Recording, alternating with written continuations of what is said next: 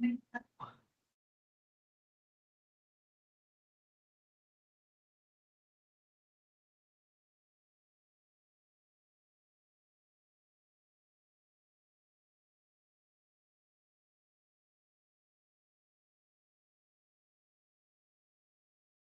afternoon, Mr. Is it Gurule or Gurule? Gurule? Yep. Okay. That's what I thought, but I just wanted to check with you. Give me just 1 second and we're going to get started here, okay? One moment.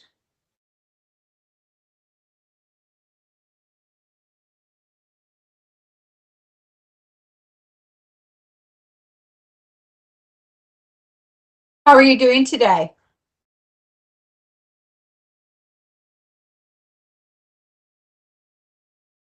Are you doing okay today? Yes, Okay. Yeah. And you can hear us okay? I can hear you. Can you hear me fine? Oh, yes, I can hear Okay. you. I just want to Thank make you. sure. Sorry, we just finished up a hearing a little bit ago, and I just needed to make sure I had all your information up before we get started, okay? All right. Okay. So, just confirming for the record, your name is Richard Gurule, Yes, and is your SID number 071204886? yes. Perfect. So my name is Ronnie Cleaver. I'm the board vice chair. I was actually on your last hearing. I didn't Okay. lead it, but I was on the panel at that time. So I do have some familiarity with your history and what you've been up to. We also have with us today two other board members. First, we have Ms. Kuklenski, Kelly Kuklenski. Good afternoon, Mr. Gurule. And I was also on your last hearing, so I do remember you as well. So it's good to see you again. Thank you. And then we have board member Dawn Reese. Hello, Mr. Gurule. Morning or afternoon? We also have with us today a representative from the committing jurisdiction, which is Douglas County, and that is Mr. Wessenberg. Mr. Wessenberg, I see that you are on the call. Are you able to hear us? I am fine. Great. Thank you so much for being here. We'll, of course, call on you towards the end of the hearing, and you'll have an opportunity to address the board. Thank you. All right, so we are here today for a parole consideration hearing, and the purpose of that hearing is to determine whether or not the board finds you are no longer dangerous or finds that if you are dangerous, that you can be monitored in the community and controlled adequately with supervision and treatment, or if the board finds that you remain dangerous and cannot be controlled within the community, you would be deferred for another parole consideration date. Is that your understanding of why we're here? Yes, it is. Okay. So I noticed that you were kind of moving your hands around. Is it uncomfortable? Are you in some discomfort or pain? Oh, no. It's rheumatoid arthritis, and Yeah. the weather gets like this. They lock they Oh, lock up. no. Yeah, I can sit Yeah. through it. I'm kind of I get Humira for it and everything. It slows it down. Okay. It's just something I got. Well, I saw that, and I saw that had some other things that occurred, but if we usually take a break at 2 hours if we're still going at that point. But if you need a break sooner to stand up, to do something to alleviate any discomfort, please let me know, or whoever's talking with you. But it's just, like I said, it's the weather, the barometer Yeah. drops. So right now they're kind of just lock it up. It'll go through. I'm fine. Okay. Well, if not, things change, let me know. All right. Thank you. All right. Of course, of course. So I want to go over the exhibits. So there's a board packet that is 122 pages in length, which included the institutional report and the psychological evaluation. I want to make sure that you got a copy of that packet at least 14 days before today. Did that occur? Yes, it did. I had a chance to read it. Perfect, perfect. And we're going to talk about it in a little bit. And then also as an exhibit, there we received, I think a couple days ago, a notice of dismissal regarding the attempted murder, count 1, due to a non-unanimous jury issue. And so that I'll be entering that as an exhibit as well, and we do take note of that change. Okay. Now, I did not see that you had submitted a packet or any documents. Am I correct in You're my? correct.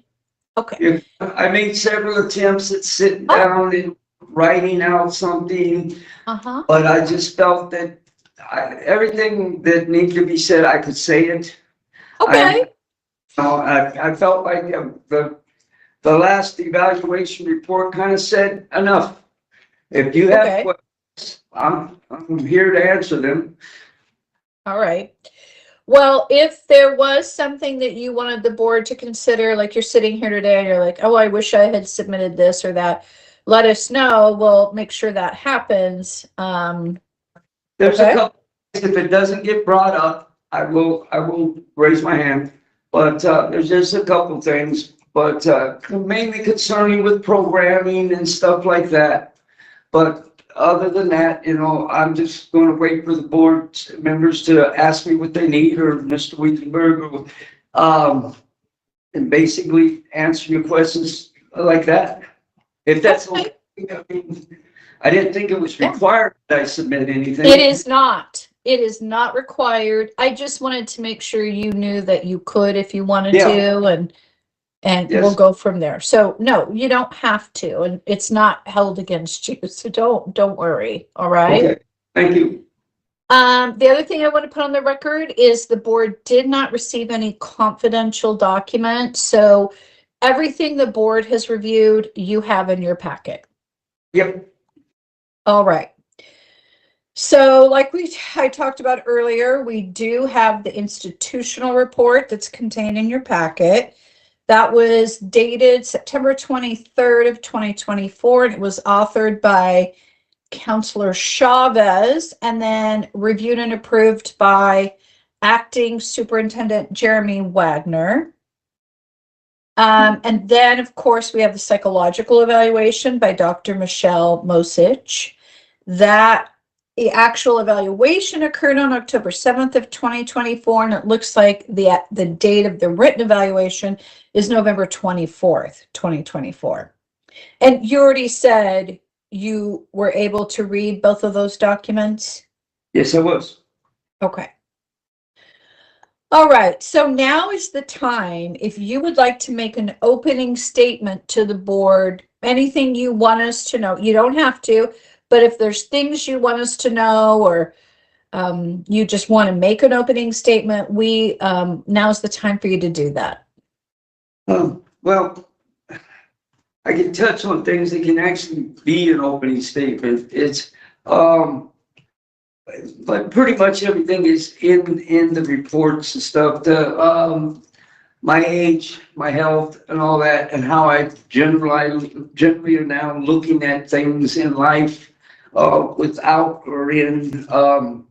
The board will ask me. I know the board was concerned last time, or somebody was, about that I haven't been like attending programs. Well, for the first 12 years, I really honestly wasn't, I didn't know anything about going to the board. I thought I had 30 years.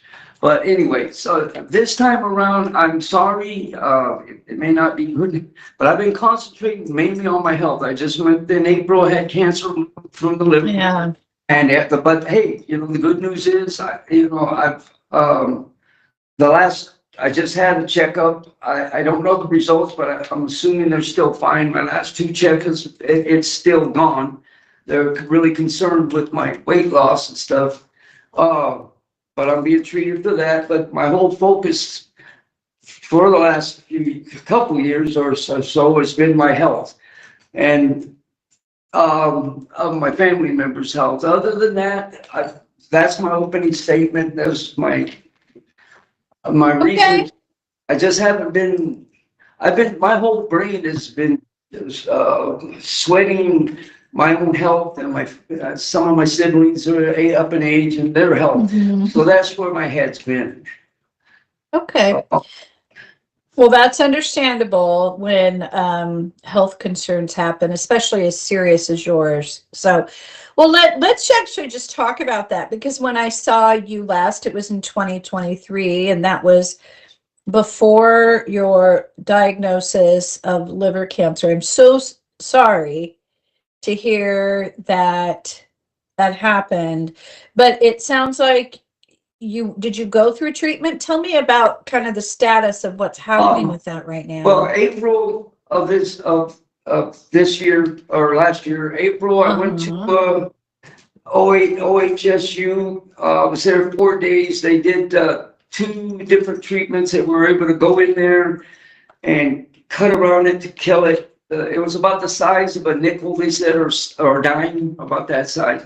And then the next day they radiated it. So I went through all that, and they got right on it. I will give them that. And so since then, every 2 months I've been going out, and they've been checking up on it. I've been all right. I've had sicknesses, stuff, down and out, and some of the little radiation pills I've had to take. But overall, it's positive. It's really positive. The other factors that I have are just my age and the rheumatoid and different other little. I have like a bunch of different lung stuff and all this. It's all being worked on, but that's. I'm pretty well okay. It's just it's draining on a person. Sure. I'm not used to it. I'm used to Yeah. being, but that's just the way it is. I'm taking it as I can. I had a girlfriend for a lot of years, and she just passed away in March of cancer. So, Oh, no. but her kids are staying close to me. She's from Roseburg. I'm sure Mr. Wiesenberg knows her sons, but I'm staying close to them. So it went so fast on her, so it was really heavy on my brain when I got it. And yeah, but like I said, it's positive. It's all positive right now. Yeah. I haven't seen anybody yet. My one med trip just the other day was canceled, but that's not a bad thing. It's just But all it was to tell me the results of the last CAT scan. But everything's been fine. Like I said, their main concern is my weight loss with the other problems I got. So they're addressing it though. So, first of all, I did notice that I saw that in the packet about the loss of your girlfriend. I'm really sorry. I'm so sorry for that loss. That's a lot. And especially then to get a cancer diagnosis, that's a tough time. And I'm really sorry that that's happened.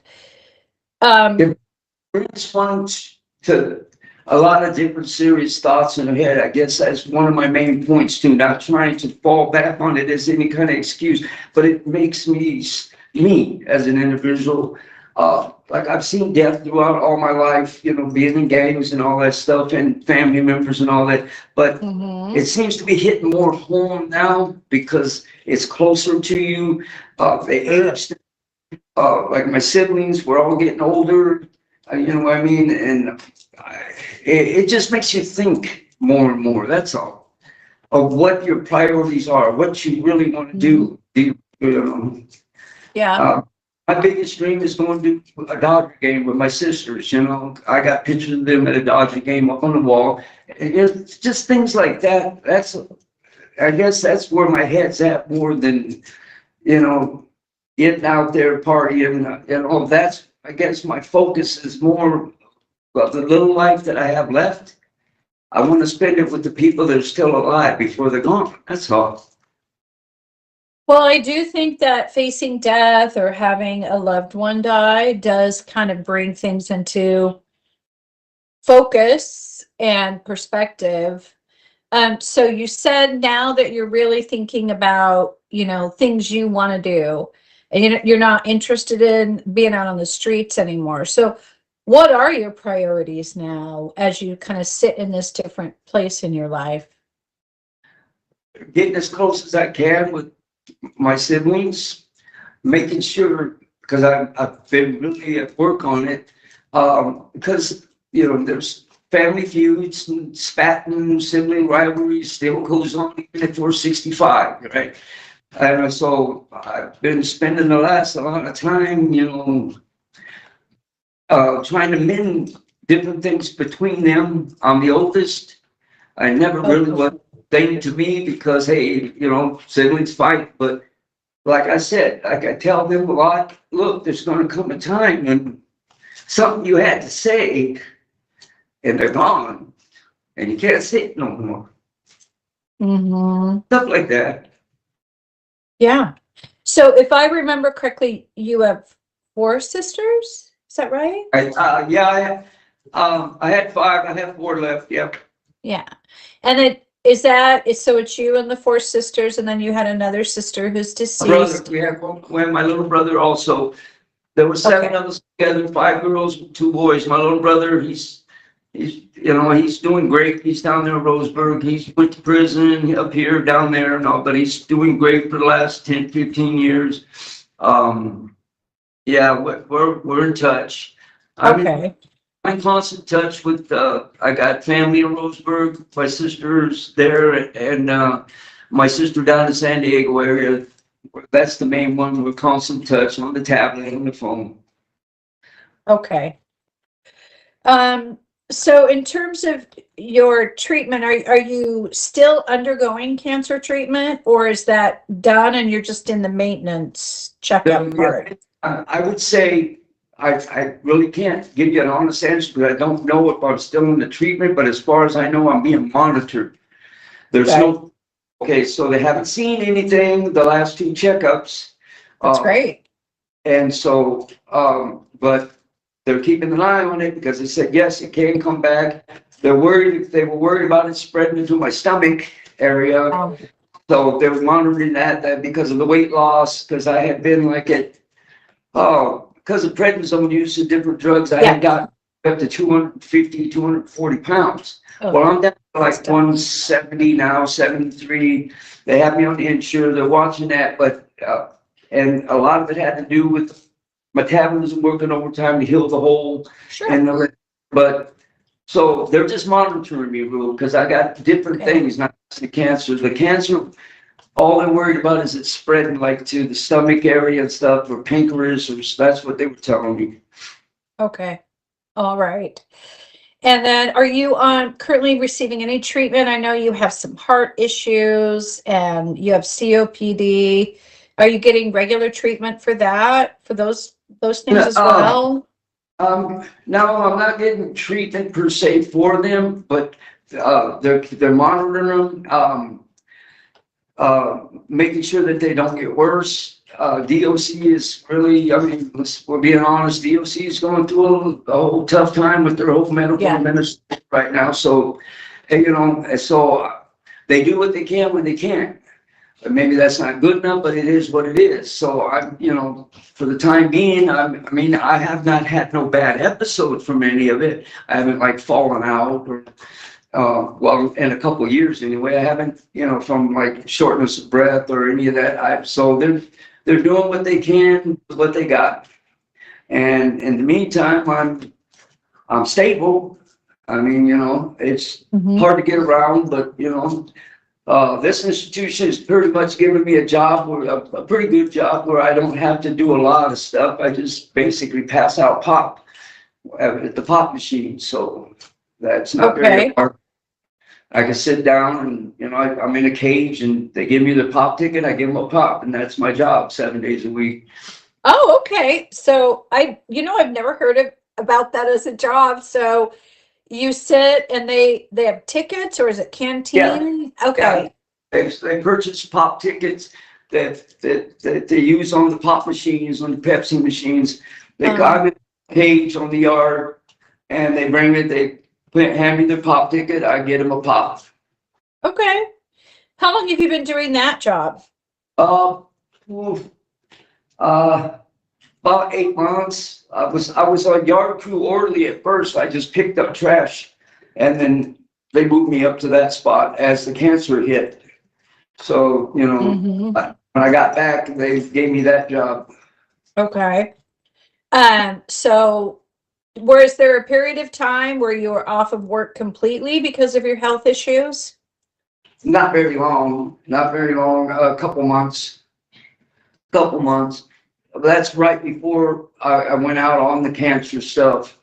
And then they had me working to where I really didn't have to do a lot but sit there on the bench and, like I said, pick up pieces of trash on the yard and old pop bottles and stuff like nothing, you know, stuff Mhm. I do.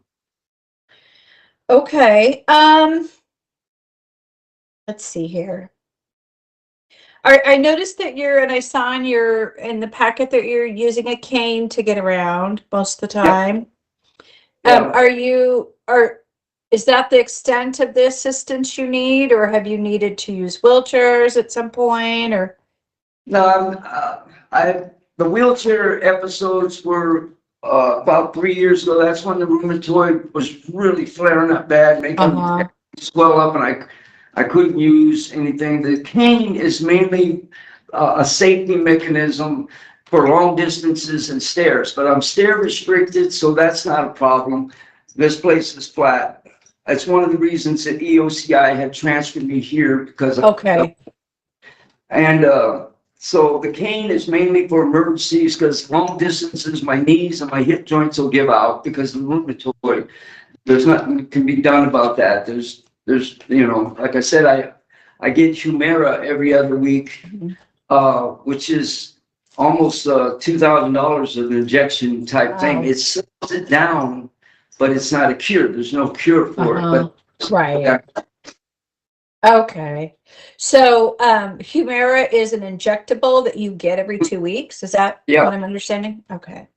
yep. Okay. And methotrexate once a week. And a couple other in-cell meds, hydroxychloroquine, stuff like that's all for the RA. Okay. All right. So how has this all, because it's a lot that you've described going through over the last 2 years since I saw you last. How has this all impacted your mental health? How do you think you're doing at this point with your mental health? Um, I don't know, my mental health on it is fine. I've thought a great deal about things. Um, you know, it's more, like I said, I'm not, I'm not trying to sound like some hardcore convict, but I'm really not afraid of death. I've seen too much of it in the prison systems. I come from, California and all that. I've seen a lot of killings and, you know, so it's not a macho thing, it's just a thing. But when it comes to my health, so here I'm telling you guys all this stuff all in one session here. I've had time to gradually absorb it as they come, you know. And a lot of the lung problems came from COVID, you know, so that was 2020. I had but so I've had time to absorb it little by little, and it is what it is. You know, I'm not going to cower and grit. You know, so I'm dealing with it mentally the best I can. Part of that, which helps me because I've always had this thing of being overprotective of my siblings, big brother, all that stuff, the oldest. Um, I've channeled it. I've channeled it into trying to show them, hey, look, you know, if I can do it, you can do it. You know, Mhm. so mentally, I've kind of, I haven't let it depress me. You know what I Okay. mean? I haven't let it depress me. I've made it more into an inspirational thing to continue forward and what I want to see with my family. You know, I'm looking at, you know, I'm a realist on the fact that I'm looking at maybe 10 years left of life. And no, that's not being sad. That's just the way things are. My health and stuff, my age. I'm saying I abused my body so much with drugs and alcohol over the years. Mhm. Every right to quit, and you know, but so I'm a realist on that. And in that time period, that I feel that I may have left, I may have more, but in that time period, I want to make the most of it that I can with my people. Okay. So in the past, we're going to just continue to talk about mental health, and then I'm going to see if my other board members have questions for you on these topics that we've kind of been discussing. So in the past, you've really just not been interested in counseling, not been interested in doing any working with the mental health folks or therapy. Has that changed with everything that's happened, or are you still of the mind that you don't really need counseling? Where are you at with that? Mind on the thing is honestly still the same as far as a lot of general things, mental health wise, treatment wise. I have a belief, and I'm going to stick to it to the day I die, as far as drug stuff and, addictions and that, because that's part of mental health and all that. I just truly believe, this is me. There's no program in the world that's going to change somebody. It may help them find a crutch for a little while, but until the day that a person says to themselves, honestly, inside, I quit. I don't want to do it no more.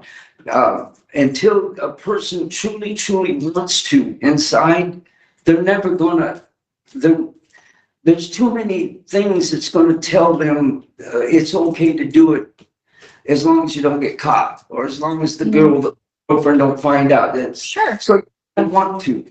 That's my, and that comes, now my mental health thing, I don't see myself needing counseling or anything like that because of the way I'm handling it right now. If I felt I did, I would go to them, which I haven't. Okay. It's been rare, but which I have in the past. It's not like I'm a teenage kid that just thinks he knows everything, but I've done this all my life. So by now, you would think that I either am really very stupid, or I should know at least enough of what it takes to change. Because I've been in programs and all this throughout my life. I listened to other people's talk of, and I still got the straight belief that the first and foremost thing that has to happen is the person has to want to. That's just my thing. Well, sure. I don't disagree that you have to want it. I guess I'm wondering if you see any value in ways of, you had a lot of childhood adversity, and you've had a lot of, you've had some rough years, and you have had a lot of things that have happened to you and you have engaged in, and you've done to others. And I wonder if you ever think it would be good to sort of talk that out, deal with any trauma, or whether that's just, you feel like you're beyond that at this point. I'm not foolish. I'm not going to say something like, nothing like that can help somebody, because obviously I don't know. So I'm not one that would, I'm not going to say I don't believe in something without, trying it and stuff. But you asked me my honest opinion on myself. And it's just that being 65 and living the way I've done, seeing all this kind of stuff, and it just, to me, it's like, but I do know this, if I felt that I needed it, oh, no, I would go ask. Okay. I mean, sometimes you find a person, like I got a good little celly, my celly now, he's a little youngster. I like talking to him because he gives me a better perspective on what the younger generation is thinking about all that, what's going on and all that, and how we look to them, the old washed up convict, and I like talking to him. So no, I'm not closed to it, not at all. Okay. fascinating listening to some of the way they look at life now in their 30s. Yeah, it can be, absolutely. All right, I'm going to check in with the other board members right now and see if they have other questions. Mr. Reese, do you have any questions regarding physical health, mental health, for Mr. Gurule? Yeah, I just have one question. You were talking a minute ago about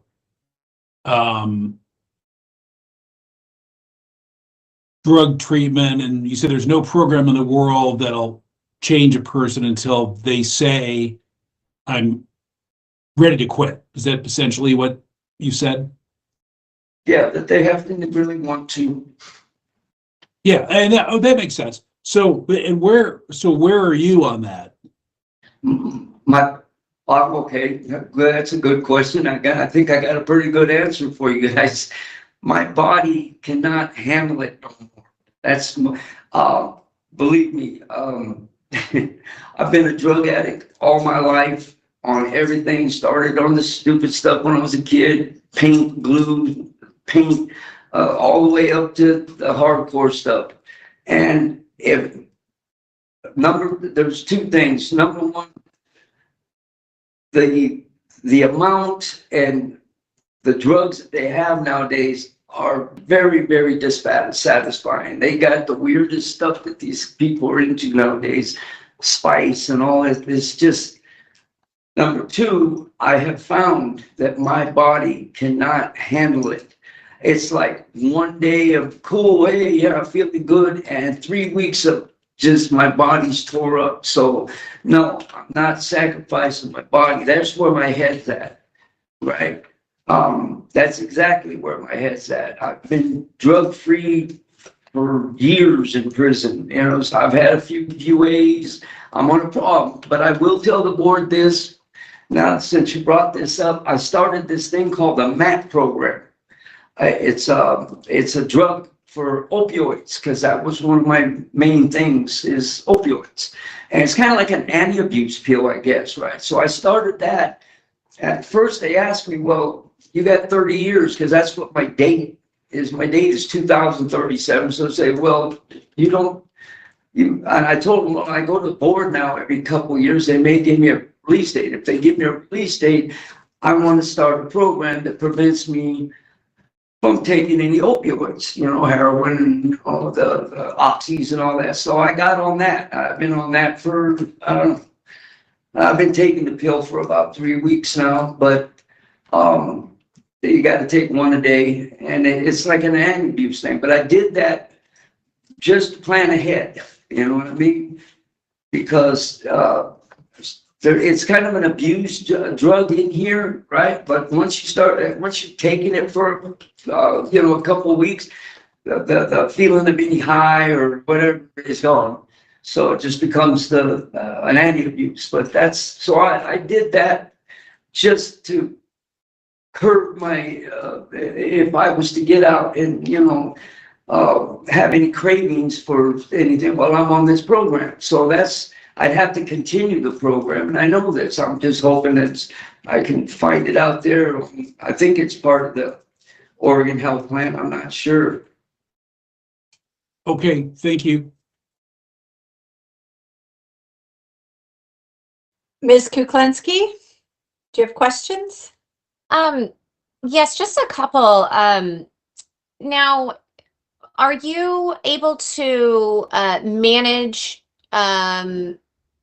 your movement around the institution on your own? Are you completely independent, or do you have anybody assigned to you as like an AIC helper or anything like that? No, I don't, like a wheelchair pusher or something. No, I had an assistant living orderly when I was in the dorm. They assigned that to me because they had this when I first got here, and I was really bad off, but I haven't had one in a couple of years. I'm pretty much independent. I can get around with the cane, if I can't get around, well, so far I haven't had to call on a wheelchair, but normally I just stay in for the day. Okay. My bosses have been pretty good about that. They know it doesn't happen frequently, but I'll send word out that I can't show up today, you know. But they've been pretty good about it. And on average, how often is that? Is that something like once a month? You're kind of, it's just That's really like, bad, no, or? I like, maybe twice in the last 6 or 7 months. Oh, okay. Okay. I'm pretty, yeah, I'm pretty good with the cane. Okay. Do you have any concerns about being able to manage your own physical health in the community if you were to be released? Do you have any concerns about that? I do have concerns about it. I don't know. I mean, I've thought about it. It all depends on where they would want me to go, or, you know, because, I mean, like I said, I have family members that are willing to, you know, babysit me, go old folks home and stuff. One of them she's worse off than me, the oxygen tank and all that stuff. But, I think it'd be better if, you know, for support between the two of us, but, she lives in Roseburg, but the other one lives in San Diego area, Oceanside. But, yeah, I really, I really don't know from medical, um, they haven't given me any kind of like layout of what I would need. In here, it's pretty much laid out, the ADA, the Disability Act, the ADA line. I'm on that list, so pretty much everything's there for us, you know what I mean? Mm-hmm. I don't really know how to paint it. I guess I'd have to go to, I'd have to ask, because I really don't know. This is all kind of came upon me, my health and stuff, in the last 12 years or so. Really bad, the last 5 or 6, you know? Yeah. Yeah. So, So practically speaking, when you think about what you need kind of day to day, it sounds like you're stair restricted. So you would need to be in a home that probably that you're able to get around on a single floor, correct? pretty much, yes. Okay. I And can- do your I can sisters have short that for stairs. you? Huh? Do your What's that? sisters have that for you? Like a Yes. single? They do. Yeah. Okay. Yes, Okay. I mean, okay, well, one of them is like a 2-step porch, the other one's probably like a 6-foot porch. But yeah, I can get up and down. That's what the cane is for. It's just, they didn't want me go, like at EOCI, the flights of stairs. And sometimes my unit would be the 3rd floor. So, yeah, and I've tumbled a couple times. That was a few years back when I was up there, like I said, but no, they have flat houses. Okay. And then obviously, it sounds like you need to be able to get medications. You talked about Yes. Oregon Health Plan, or I don't know what the options are in Oceanside or in California as far as insurance is concerned. Have you looked at that? Because that, you know, it would I have obviously it not would be looked at it. necessary to be able to hit the ground running if you, so to speak. I would have to look into that. I have not. Okay. See, part of the problem in DOC right now, I think I actually brought this to the board last time. It's nobody's fault. But with people like me with a date of 2037, Right. okay, so when we start asking about a parole plan or social security card, we start asking them, what, you don't need this for 2000, for 21 years. Well, I go to court. Well, they understand, but there's really no program for set up for people like us that will be coming to see you. And if you decide, okay, but there's still, so you go to them and ask them ahead of time, and there's somebody, you still got 20 years. Okay. Well, and I don't know, have you ever, you know, the institutions have like AIC, legal clerks that can kind of, there are some legal clerks that actually help people to prepare for hearings such as this.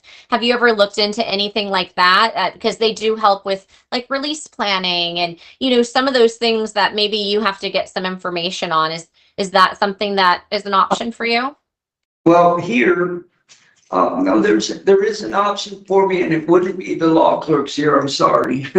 The law clerks here they're here to help a certain class of AICs with just, you know, they really don't have a parole board hearing section that I know of. I've asked, but there are people that I can contact, just because I have a couple of friends that have come to the board. And they tell me about the Lewis and Clark people, you know, that I can contact them. So I'm sure I could contact them and ask them what they can provide for me. I didn't think about it until, sorry, I really didn't think about it till you brought it up right now. Well, and yeah, I'm just, you know, thinking of people that can help provide some assistance while you're in the institution, because yeah, you obviously are limited in terms of what you can do. So having help with some of this stuff is sometimes needed. I would be surprised if the AIC legal assistance wouldn't be able to help you. We have had a lot of them in various type of hearings, including hearings that are the same or similar as yours. So it's just an option, you know, even if you submit a kite and, you know, you at least get some information, it just might be an avenue for you to, you know, be able to utilize. I will do that tonight. I will send a kite, and I, you know, I'll lay it out the best. I've dabbled in law a little bit. I'm one of them silly ones that is dangerous because a person that knows a little bit of law is the most dangerous. I know a little bit just from, and it gets me in trouble. But I will write to them tonight and a kite and ask them if they can set up a meeting if they have it. You know. Okay. Well, yeah, just a thought, and I don't have any further questions on this topic, so I'll turn it back to Ms. Cleaver. Thank you. Okay, thank you. So I don't have any questions for you about your disciplinary history. I just want to confirm from the record, since we were last together in 2023, have you had any sell-ins or minor disciplinary referrals we should know about? I've had a sell-in. I can't remember what it was for. It wasn't for anything.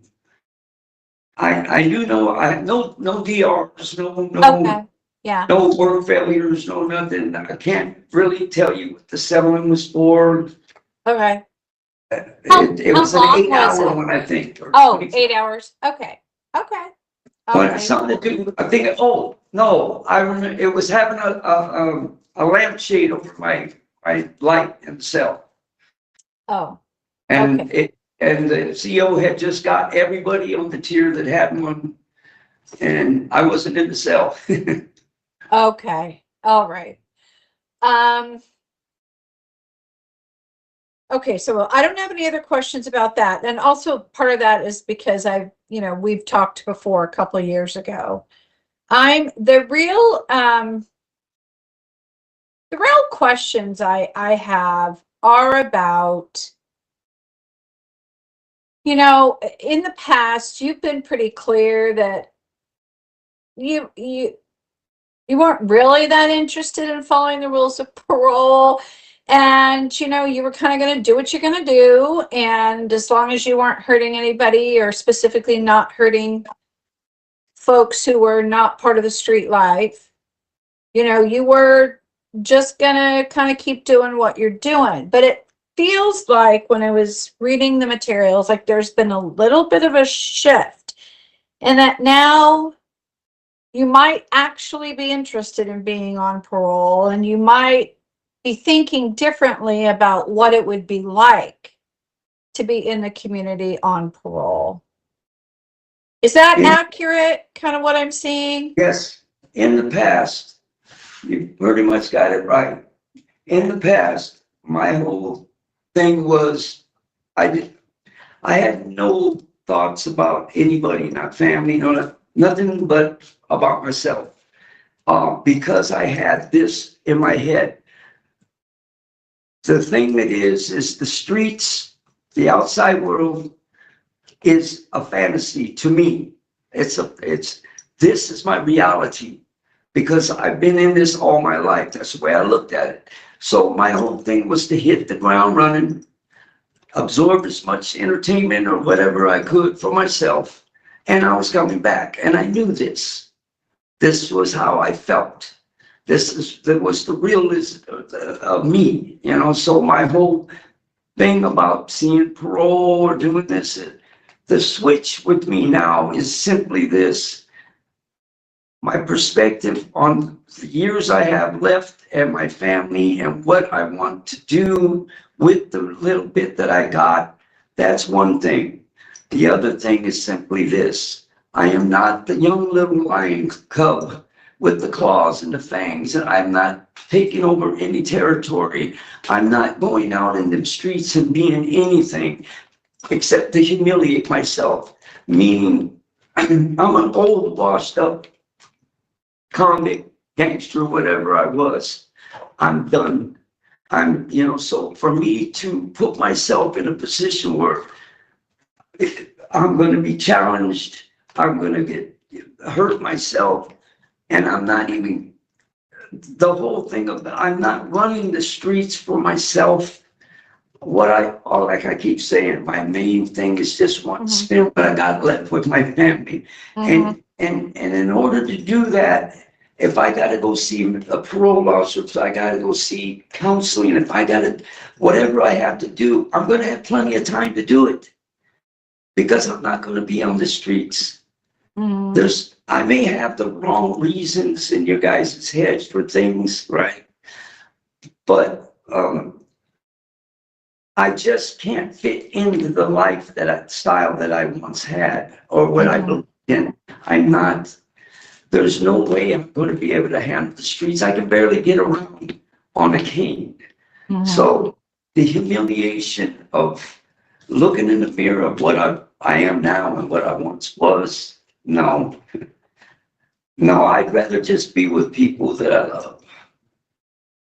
So, well, that's a shift. That's a pretty big shift, right? In your thinking. And do you think, say the board does release you, say we say, okay, we're going to set a firm date and out you go.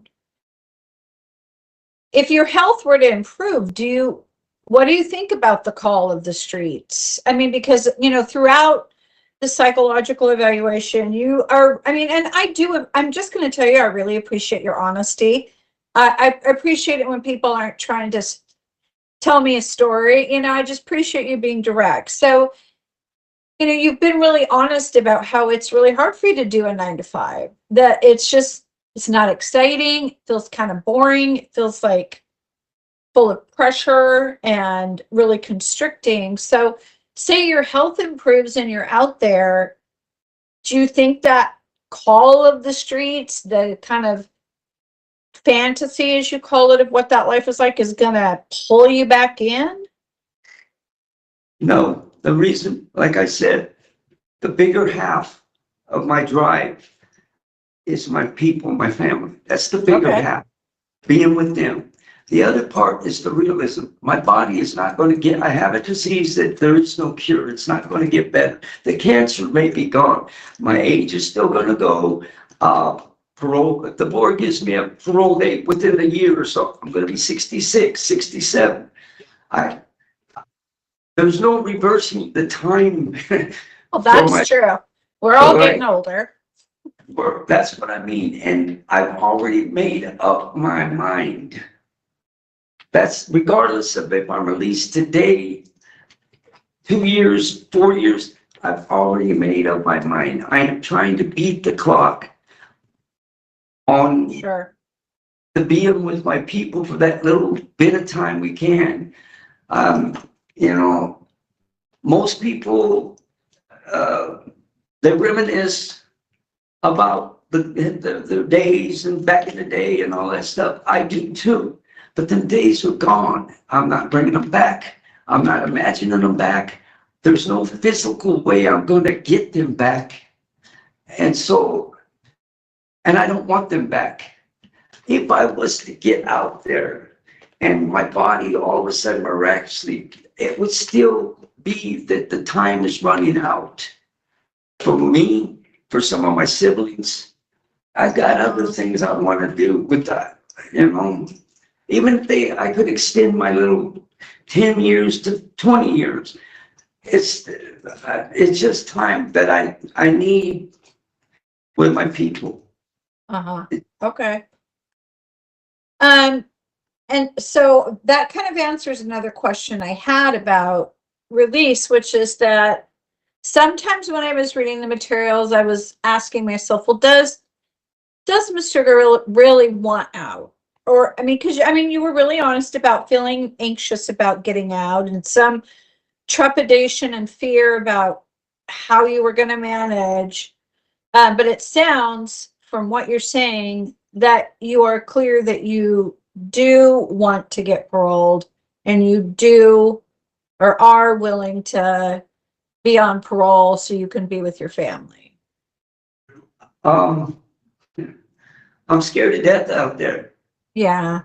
Okay. Tell me about it. Why? That's not no joke. Because I'm going into something that I don't know. I mean, I've had tidbits of trying to, you know, do the 9 to 5 and stuff. Basically, I'm going to be babysitted by my family, and I know that. You know what I mean? And they're okay with that. But the world, like I said, this has been my reality since I was like 9 years old. So, and that's a fact. That's not bragging. That's just a fact. I'm capable of existing in here better than most people ever do out there. And I would be safer in here, and I would be more comfortable in here, and I would have medical, even poor medical, I'd still have good medical treatment, and I'd have that. And if your report comes back, well, another 2 years, it may be a relief deep down inside, you know. Okay, cool, I got 2 more years, because I still got to go out there and face it. Yeah. That's, you know, but that's my honesty telling you, you know. Yeah, no, hey, I appreciate it. come on out for my people. Yeah. But it's scary. Yeah. So when you think about getting out and kind of like if the, you know, prepping for that, are there resources in DHS? Do you feel DHS? I used to do child welfare and I just said DHS. I don't know why. DOC, I meant to say. Are there resources in Department of Corrections that you think would be valuable for you to like kind of prep for that? Like, I know that you're you know, not super interested in therapy, but like kind of managing that anxiety about like, what will it be like? How do I prepare? It seemed, or maybe as Ms. Kuklinski suggested, having a legal assistant, if they're available, help you with that. Are you open to working with folks on figuring those things out and making sure you are ready to go out? Of course I am. That's it. I'd be foolish not to. Now, DHS had just discharged me off their caseloads not too long ago. They were, you know, they were pretty good and stuff. But I can always ride a kite and explain my situation, and I'm sure they can, because they're pretty good here. And see and explain it to them, you know, that this may be happening. I may be getting a date. I can also start writing as before, though. I can start writing different resources for DOC and ask them, look, I possibly might be getting a date. Can you start helping me set this up that you would do with people with regular release dates? You know what I mean? Mm-hmm. Because in the past, I wrote them, I get kites back saying, again, you have too much time. Sure. Yeah. Because Okay. I birth certificate, I need, you know, I need all that. I need But the mental health part, the BHS, that should be no problem. Like I said, they're pretty good about it. I'd probably hook up with one of their counselors. It's because, and they probably reopen my case, because now it'd be a whole new avenue that I'm going down with them, you know, Right. to mentally for there. Do you, so I mentioned that I used to do child welfare work, and I also represented a lot of folks who were accused of crimes. And sometimes what I would see is that people really wanted something, like they really wanted their kids back, or they really wanted to get out, but they were also really scared about that happening. Like, because as you're saying, it's an unknown, it's a totally different thing. And then a lot of times I would see right before it was supposed to happen, they would do something to blow it up. So it was almost out of their control and they didn't have to face it. Do you worry at all that kind of the fear of what it would be like out there, you might just try to blow it up and come back in, or do something to get yourself back here? Well, I didn't really think about it till you mentioned it, but now that you have, I'm gonna try and head it off. Okay. That would probably be one of the things that I would need to see somebody about. See, I am open to it.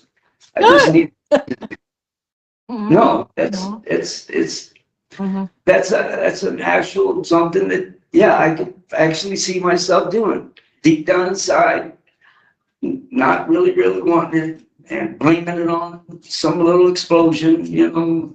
Oh yeah, this guy said something wrong to me, you know what I mean? So that's why I whacked him.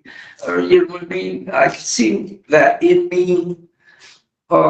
Nothing that's at the forefront of the brain, nothing that I'm planning, but it might be Sure. there. I just think that's human nature sometimes. That Yes, the anxiety, we have these protections, and sometimes our protections are not really protective in the long run for us, but they do get us out of the immediate, like, discomfort of what's going to happen next. So I just because of, you've been really honest about that, I just, worry that I'm glad you're aware of it now, because I was just worried about that for you. yes. In fact, I'm gonna go write that.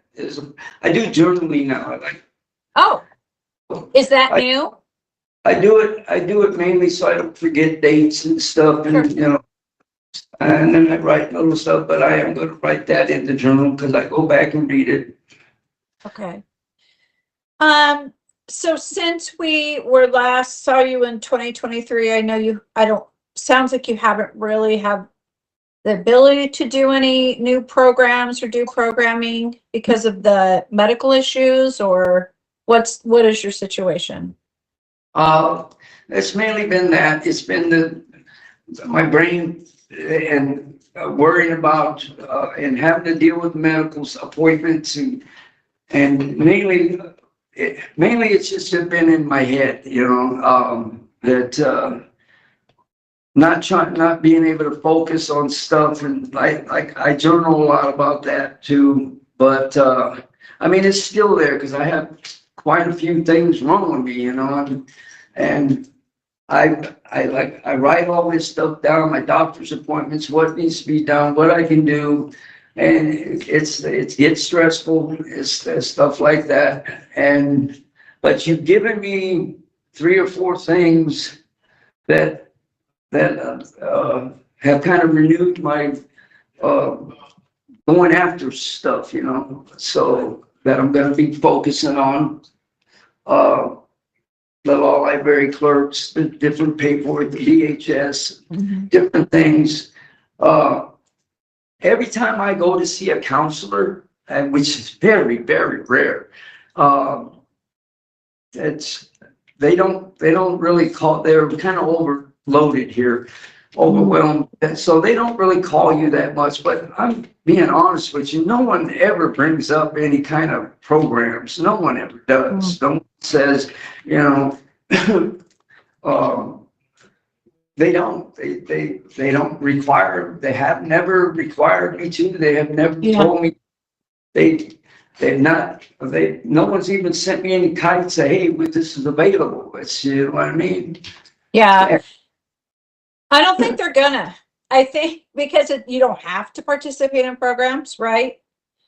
That it's really on you to figure out what you want to do and what kind of programs either through things that we say to you, like we think, this might be helpful to you, or recommendations from the psych eval, to kind of figure out if there's programs that address that. Now, I know that they have lists of programs, and we could probably get that to you if you needed it, that is available.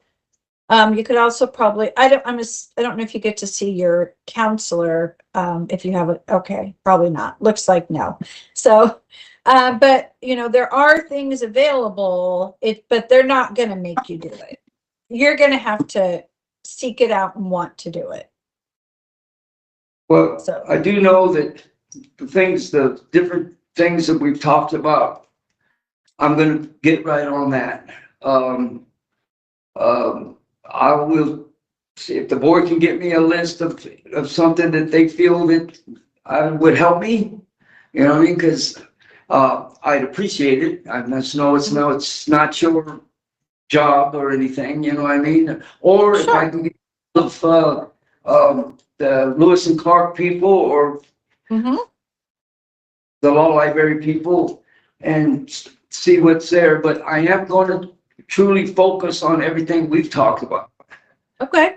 I mean, and I'm going to ask my counselor if I find out who it is.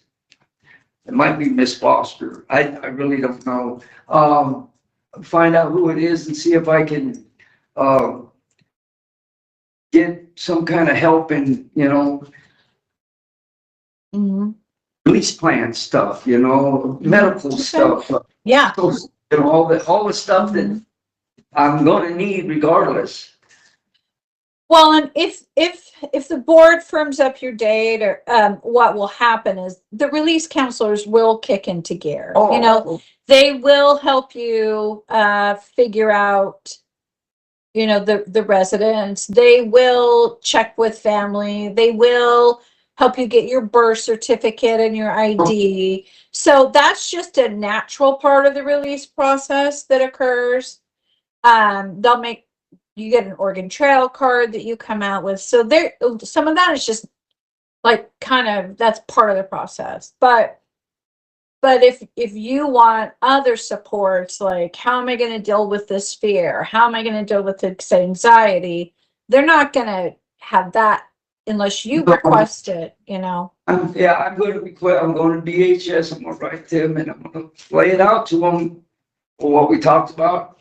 Okay. What Sure. I need, what I may need, dealing with facing the fact that I may be getting out there, and that what they feel because I'm sure they've got a case file on me too, and I'm pretty sure they can read the psych eval on me. I can give them my copy. Yeah, I don't think, honestly, I don't think they automatically get it. There is some provision. We're in the works on trying to make sure that happens, but right now it doesn't happen automatically. But okay, so look, to my fellow board members, we've kind of talked about a lot, but I feel like it's all kind of intertwined. So I'm going to turn first to Mr. Reese. If you have questions about disciplinary history, the substance abuse programming and employment issues, or because we did talk also about the idea of getting out. If you want to talk about any of that or ask questions, go ahead, Mr. Reese. Thank you. I don't have any follow-up questions. Okay, that was so fast. I didn't have time to. Just going to take a little sip of water there. Ms. Kukletzky, do you have questions for Mr. Gurule? I do.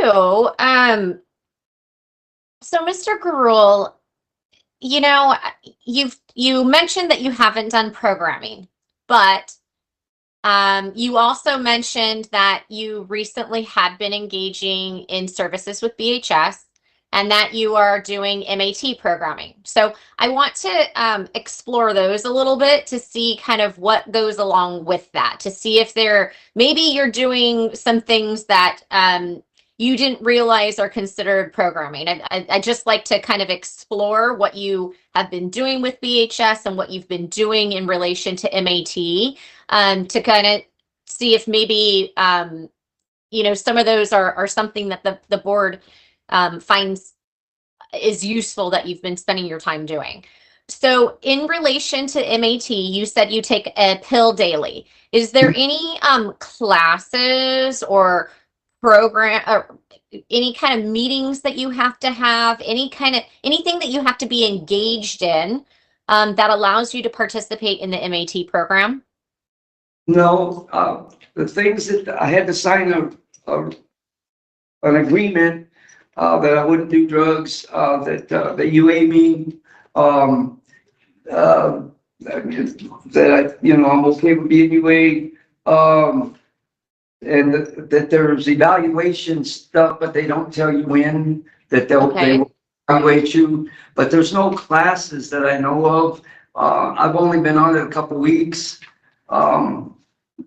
But that's all I know right now about. Okay. And then as far as so sorry, let me finish that thought. If you find that there is a requirement for you to engage in classes or AA or NA in conjunction with MAT, is that something that you feel like is worth doing to stay on the MAT program, or is that something that you would reconsider being on MAT if you had to engage in programs? No, I'd stay on the program regardless of what the recommendations or what they require of me, because it benefits me regardless. I mean, like I said, I was an opioid, heroin, type addict for a lot of years, and just the fact that that in your head that it's an anti thing, you're not taking it, just helps you be more strength wise, that you don't want to do anything else. There's no, you see what I mean? So I want to stay on it, so I would do what's necessary to stay on it. I would go to programs, I would participate. They haven't asked me to, they haven't brought none up. They just said that they would be evaluating my case ever so often. So, one that I know. And I would like to, I guess, compliment you on having some insight related to your very, very long history of drug abuse and realizing that maybe you do need, you need something for when you get out to help support the sobriety that you're now committed to. Because I don't know that, a lot of people think, oh, I haven't used for 10 years, so I'm fine. So to have the insight to know that it's not always that easy. Just not wanting to anymore doesn't necessarily mean that you're not going to, right? Well, no, very true. And just so the board knows, because I appreciate you guys liking my honesty, and I'm going to tell you, being honest, there's another reason I started the MAT program is simply because of my disease, especially the rheumatoid. I'm going to be able to get on any opioid I want out there. That's just the way it is. Oxys,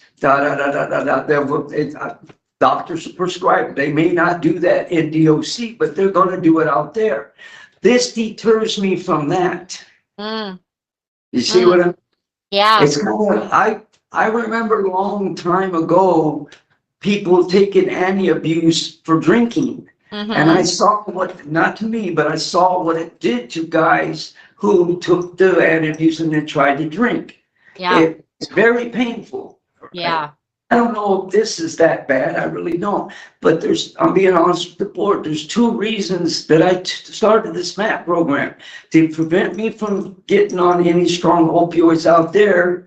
legally, you know what I mean? Because I know what that'll lead to. And as long as I'm okay, I don't want an excuse to say, okay, I can get it for free, you know, no. Mm-hmm. Mm-hmm. Well, and thank you. That makes a whole lot of sense. And then to touch on your work with BHS. So it sounds like you had been working with BHS up until recently. Can you tell us Yes. a little bit about that? I just started up at EOCI. I was stressed out about a lot of things. Mainly, just the health was bad at the time, and nephew hung himself and all kinds of different stuff. So I had hooked up with them, and I had gotten some Vistaril and Benadryl and stuff to help me sleep, because other medications I was on was, giving me bad dreams and stuff. So that's how it started. And then Mm-hmm. I'd see them like every couple of months, and we talk, but over the time it's gotten to the, I've kind of gotten more into my head about, other parts of life and stuff, and and I didn't need the Benadryl or the Vistaril or anything anymore. So, and I was sleeping fine, and so I go see, even here, I would go see more BHS counselor, probably again every 3 months. I'd see one over video not too long ago. Then maybe 2 months ago, that's when they said, hey, we feel you're good. Okay, fine, thank you. And that was that. Okay. There was no group meetings or anything like that. It was always Sure. more. But I mean, there's work that can be done one-on-one, right? So the fact that you were engaging in that with BHS is, I think that's important work. Did you find, other than getting medication for sleep, did you find talking to someone on every couple of months, was that helpful in life to you? Did you feel better? Did you feel worse? No, Did it make any difference at all? it was different in the different moments. I mean, sometimes I just want to go down there. Sometimes I'd go down there and say, I'm good, and just walk away, and he'd say, fine. Mm-hmm. And Yeah. other times I'd sit in there and talk to him, but overall, no, the times that I sat there and talked to him, it helped, Okay. it helped, and then go back and think. Okay. Sorry, I'm trying to figure out where I'm at here. Hold on, I'm looking at my questions here. And we talked about this a little bit last time, but I noticed that you talked again to the Dr. Mosich about this, that you continue to journal, that's something that you do kind of to, I don't know, relieve, maybe some of the stress or something that you're experiencing. Just to confirm, are you still journaling, and what kind of purpose does that serve for you? Journals, I have like 5 of them. I mean, I got like 4 of them. For one of them is just completely the World Series Dodgers run. That's all it was. It made me feel good that I'm the Dodger fan. So is my whole family. So that's one. Okay. So my journals are an everyday thing of when I turn in my canteen slip, med thing, how I'm feeling at a certain time. I come back. If I get in an argument with somebody, I journal about it. Or if I get into an altercation with the CO or something, or health services, doctor appointments, it's just a combined daily diary. But then sometimes I'll skip 3 or 4 or 5 days, and then I'll try to catch up. But it's everything. Sometimes I'll just, the playoffs, the NFL playoffs, I'll just do it. I started the whole journaling things because I was forgetting med dates and different appointments and stuff. And then I kind of started because of rheumatoid I used to draw a lot and I was really good at it. And this kind of took that from me. So, but if you exercise, if you write, it's exercising, and so otherwise they stiff up, or even worse, and it's harder to hold. You know what I mean? I don't know if you guys can see my hands, but that's like 2.5 years time that it did that. So, but that's mainly what it was for. And it just helps me relieve stuff. Like I'll go and write about this, and I write about things that family members I talk about, stuff, just anything. Do you think that it has helped you through journaling, that it's helped you not to engage in maybe altercations or violence because you have an outlet for that? Or do you think not really related? No, it's helped, but it hasn't been like a key factor in preventing. It just helps me. I'll be thumbing through it and then I'll see an incident and I'll reread it, and so that sticks with me for that day or for that time. It's like long years ago, I was into learning words. I mean, crossword puzzles, all that anyway. So what I would do is, like, in the hole, I'd write words out of the dictionary all over the wall on the definition.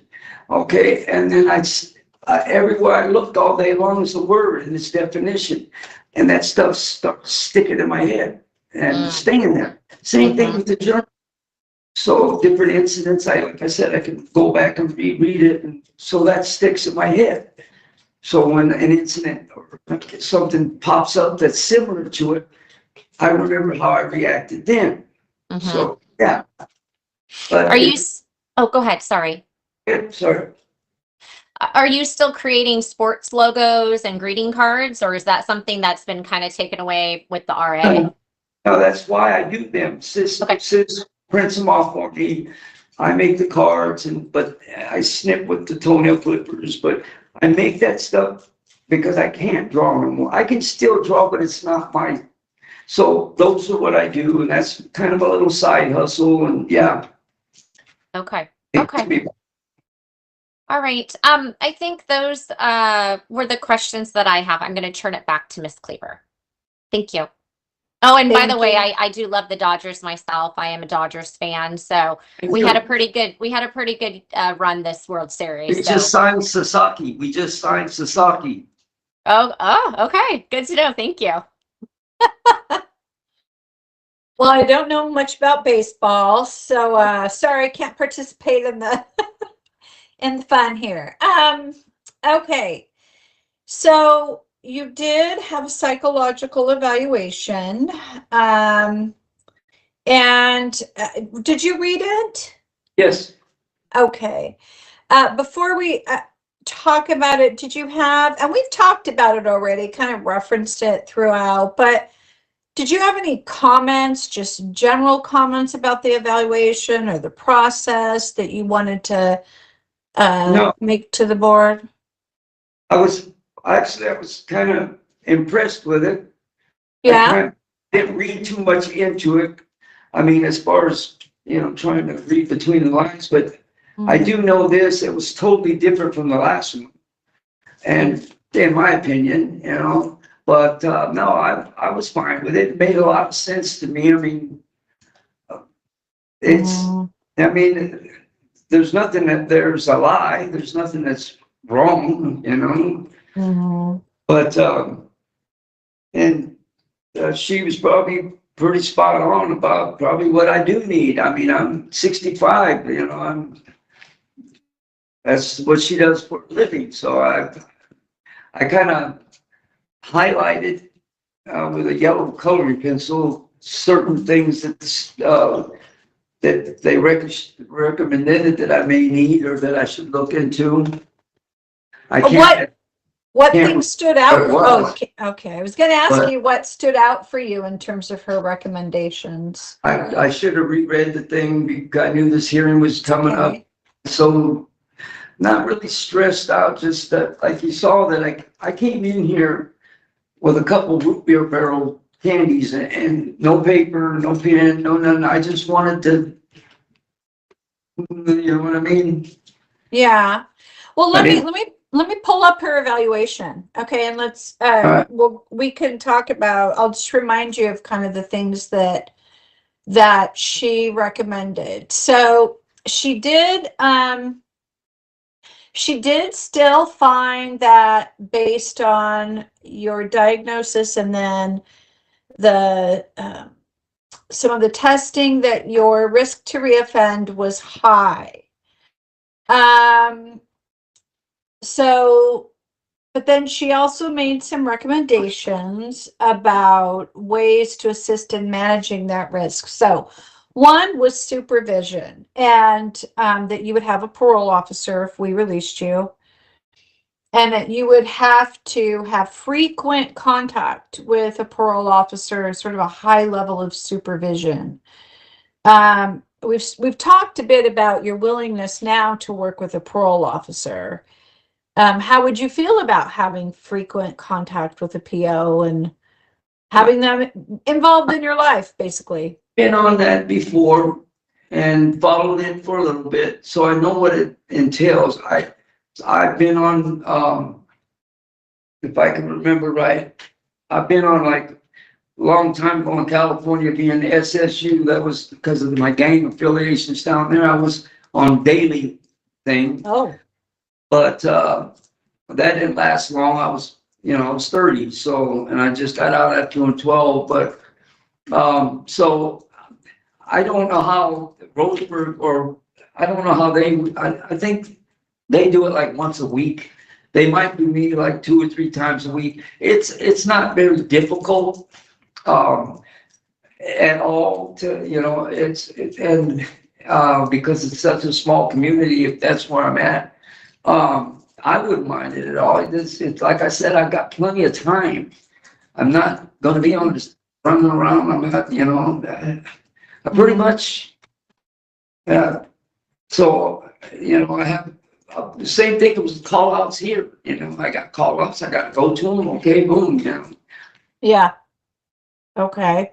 It's not the engaging part that I used to be like so adamantly against. It was the whole, hey, I'm on my way back. Why am I going to waste my time? Right. That thoughts, This time I'm not on my way back. That's my frame of mind, Yeah, I understand. I may have a ball game to get to, but I don't see no problem with going to see anybody. Okay. What about the next thing is housing? They wanted to make, she said it's unlikely that either of your relatives' house, your sister's house, would have enough structure. But she did say that you appear to have a close relationship with them, and this may increase your ability to do well. So I know that you've mentioned your family options. Have you had actual conversations with those folks about living there, like what it would look like, what their expectations are, what your expectations are, and their willingness to have a PO in and out of their lives? I have talked to my sister in Oceanside, Linda, like I said, every day. Okay, that's Linda Solano, if I remember right. Yeah, Okay. I've laid it all out to her. She's fine with it. She's kind of semi-retired right now anyway. She had a daycare center, but now she kind of works at gyms and stuff that they need that. So, but they're well off. They're pretty much retired themselves. It's a very, very nice community, and they wouldn't mind it all. So we've talked. My sister Debbie, we've talked to. She lives in Roseburg, but her health problems are a little bit worse than mine. Like I said, but it may be good for us to be together and stuff. But at this point, they got a great big old house, But at this point, because there's some chaos going on with her husband and people, the nieces that are staying there and stuff. Not the dope thing, none of that. They're not into any of that. It's just that Debbie's, I don't know if she can handle me. She wouldn't mind the parole thing. She's dealt with that before, but I'd have to look more into the thing with Debbie. She knows about it. She's willing. No, that's not the problem, but Right. it's me. I don't want to put that burden on her. I see. If I can benefit her, if I can benefit, she's really lonely as far as, having those, and she just lost her daughter, my niece. Oh, no, I'm so Yeah, sorry. so she's kind of, going through it in her head too, right? So I keep, Yeah, she tablet, I can call her. But I just don't want to burden her yet, but we could talk about it. I think what the psychical person, the lady was thinking was something like a halfway house or something, a structure, uh-huh, yeah. something like that. And I'd be fine with that, but then would they be able to handle me? And it would be better for me to be able, because this is why I'm actually so gung ho about a thing, is that my family. Right, I Yeah. understand. Like I said, I would love it to stay with Debbie for a while, because she really needs somebody, but if I'm that much of a burden on her health issues, because she just recently needed a live-in nurse, you know what I mean? Oh. So Uh-huh. she Okay. lives in Roseburg at the end of Mill Street with a big old house and stuff, and I just have to look into that one more. Okay. Do you think if the board were to give you a firm date, do you think having a more structure, because it kind of feels to me like it's either prison or chaos. Like you're either in prison or you're out, and it's kind of chaos out there, committing crimes on the streets. Do you feel like there'd be any benefit if the board firms you up to come out to almost like kind of a step down to like a transitional housing and then go into a more traditional family setting? Or what are your thoughts? Okay, if it was Roseburg, I would probably, for the time being, I would think a halfway house or something like that, and I just bear it out, and I can go see my sister. Because it's a small area, and I'd like to spend a lot of time with, because like I said, she's going through it with Joanna just passing, but if it's my sister, if I can get it to where it's my sister Linda, well, that one's all set up. That's a perfect spot, because Okay. there's no chaos there. They're structured.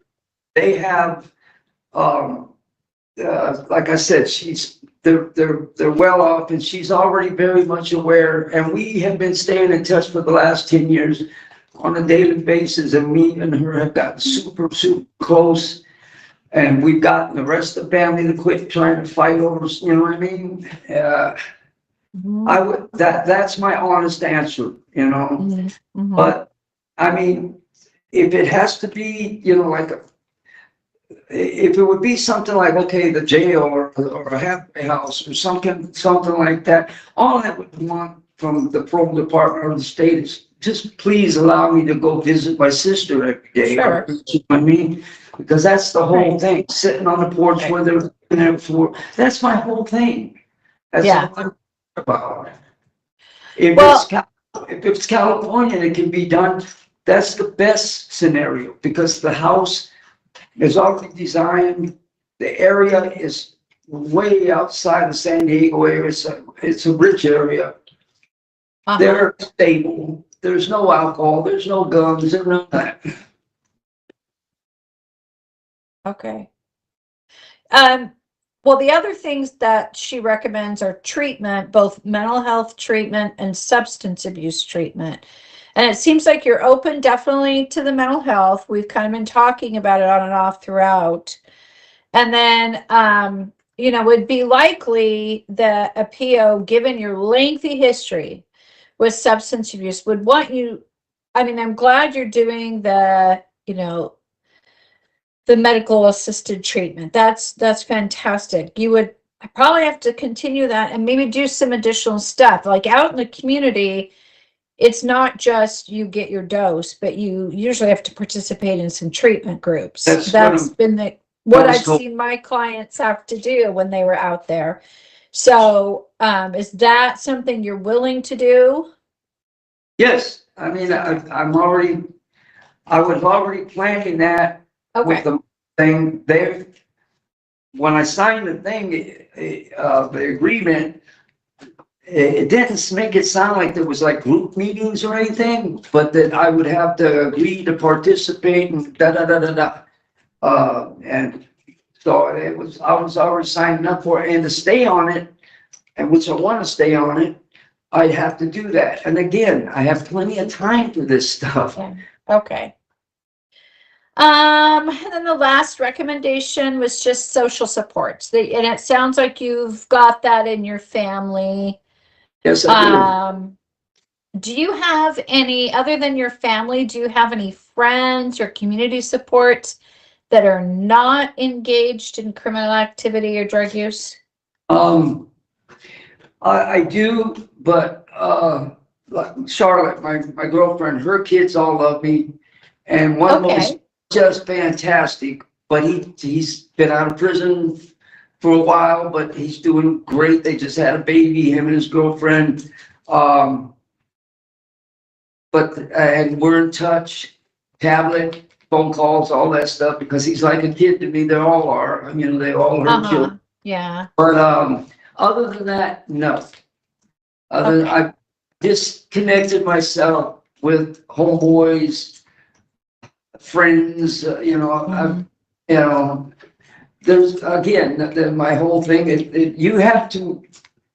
There is no part time to it. You either 100% or you're not. You know, and you can't. You can't be 50-50. You can't have homeboys. You can't. No. It just don't work. My one boy, I call him my boy, he's actually squabbling right now, which I'm trying to tamper down with his other siblings because he's made these life changes that they can't understand.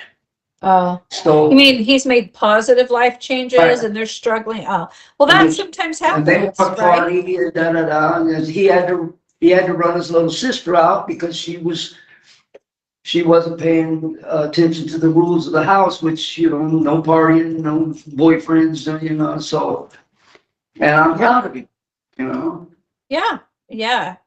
Okay. Well, good.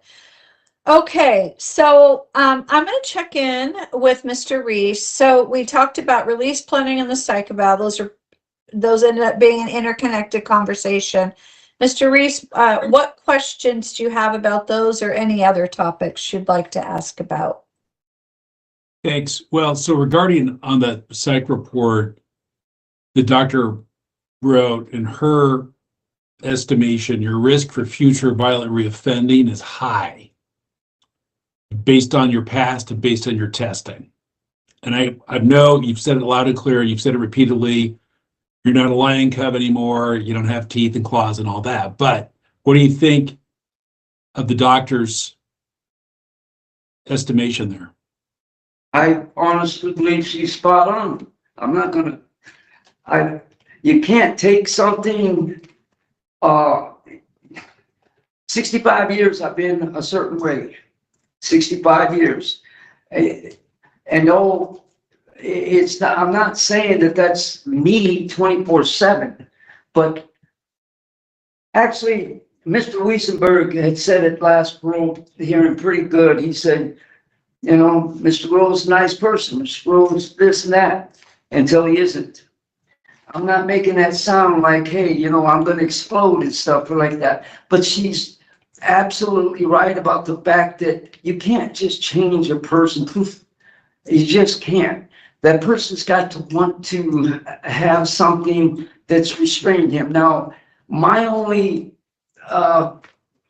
what I can say, mitigating thing is to look at my past disciplinary history. I used to be very violent in prison, constantly. I mean, all the time. I was in fights and fights and fights. I have not been in any kind of violent altercation or anything in what, 12 years, 13 years, 10 years? Maybe I'm wrong. I can't, something like that. It's been some, I haven't been in any kind of violent anything. But I'm surrounded with violence. And I'm surrounded with people who, they get on your nerves. And with the temper and the kind of person that I've always been, you would think I would have slapped somebody or something. But no, I know what I want, and that's all I can say about that. I know that the lady is probably absolutely right about, hey, I'm violent, that's the way I've always been. But that doesn't mean I'm going to be violent. That's all I can say on that. Did you ever, in your past, when you're in your kind of in your prime, did you ever get involved in any assaults or other issues with people who were not also involved in criminal activity of some kind? Once or twice, I think. I can't say I remember any of them, but I'm not going to say that there wasn't none, but it's very, very few. It's very, Yeah. very.